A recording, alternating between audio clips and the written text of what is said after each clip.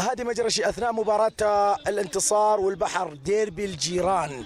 انت خسرت المباراه الاولى بنتيجه كبيره جدا، لكن قدرت ترمم الامور، واليوم الفريق ظاهر كويس. حدثني ايش النيه او ايش الخطه او ايش الوضع اللي انت ماشي عليه الان؟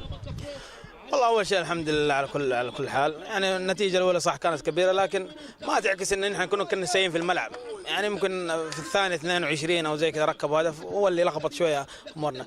يعني قدرنا بالروح وان ننسى المباراه من يوم ما خرجنا من هنا بدانا ننسى المباراه يعني.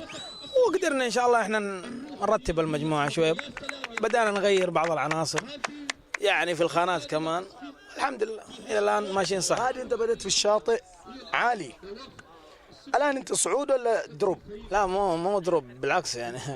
ممكن البطوله الاولى يعني ممكن اغلب المجموعه اللي كانت معانا ما عدا الهجره ممكن اللي كانوا ما شاء الله رتمهم كان عالي، لكن الفرق اللي في مجموعتنا كان رتمهم ممكن اقل مننا، هم اللي ساعدونا. ممكن يعني انا اقول ممكن يعني المريخ بس عناصر الخبره قدروا يتعادلوا معنا.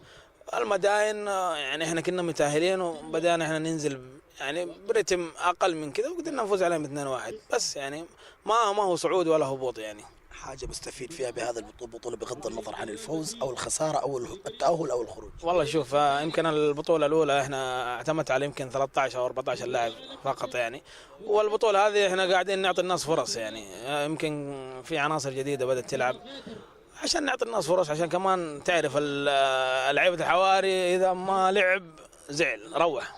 عشان كذا احنا لازم نعطي في كل مباراه نرمي 1-2 الين ربك يفرجها. الان انت الانتصار تعادل ولا فوز؟ والله المباراه الحين ماشيه على التعادل يعني، لكن احنا نبغى الفوز يعني بصراحه يعني. ولو 1-0 يكفي الجميع ان شاء الله.